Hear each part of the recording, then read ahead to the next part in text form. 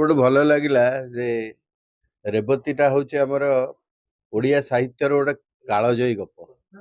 ସେଇ କନସେପ୍ଟକୁ ଆଣି ତାକୁ ନୂଆ ରୂପରେ ଏମାନେ ପରିବେଶ କରିଛନ୍ତି ଏବଂ ଆମ ନିଜ ଓଡ଼ିଆର କଣ୍ଟେଣ୍ଟ, ଓଡ଼ିଆର ବାସ୍ନା, ଓଡ଼ିଆର ଗାଁ, ଓଡ଼ିଶାର ଗାଁ ସବୁ ଓଡ଼ିଆ ଦେଖେଇଛନ୍ତି।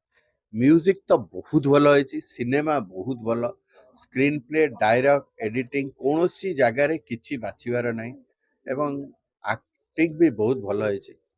ତେଣୁ ମତେ ବହୁତ ଭଲ ଲାଗୁଛି,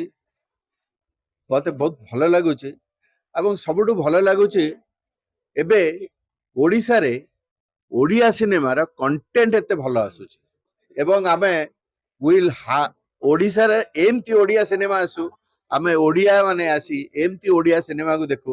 ଆମେ ସବୁବେଳେ ଅନ୍ୟ ସିନେମାକୁ ପ୍ରୟୋଗ କରୁଥିଲୁ, ଏଇ ସିନେମାକୁ ଦେଖି ଭାରି ଖୁସି ଲାଗେ। କିନ୍ତୁ ଗୋଟେ କଥା ହଉଛି ଯେମିତି କି କହୁଥିଲେ କି ଆମେ ଫିଲ୍ମ ଦେଖିବା ପାଇଁ ହଲକୁ ଯିବୁ, ଫ୍ୟାମିଲି ନେଇକି ଗଲା ବେଳକୁ ଆମକୁ ଟିକେ ଖରାପ ଲାଗୁଛି। କିନ୍ତୁ ଇଏ ଗୋଟେ ନା ଆଜ୍ଞା, ନା ଆଜ୍ଞା, ଏଇ ଯେତେଟା ସିନେମା ମୁଁ ଲାଷ୍ଟ 1.5 ବର୍ଷ 2 ବର୍ଷ ଭିତରେ 8ଟା ଓଡ଼ିଆ ସିନେମା ଦେଖିଛି। କୌଣସି ସିନେମାରେ ଆପଣଙ୍କୁ ଖରାପ ଲାଗିବନି, ସବୁ ସିନେମା ଆପଣଙ୍କୁ ଭଲ ଲାଗିବ ଏବଂ ପରିବାର ସାଙ୍ଗେ ସାଙ୍ଗେ ଆସିକି ମାନେ ଦର୍ଶକ ମାଇଣ୍ଡସେଟ ଚେଞ୍ଜ କରି ଦର୍ଶକ, ଓଡ଼ିଆ ଦର୍ଶକ ଆମର ହଲକୁ ଆସିଲେ ସିନେମା ଚାଲିବ ଏବଂ ଏଇ ଟାଇପର କଣ୍ଟେଣ୍ଟ ସିନେମାକୁ ଯଦି ଆମେ ମାନେ ଆଗକୁ ନ ନବା ଆଉ ତାହେଲେ କିଏ ନବ?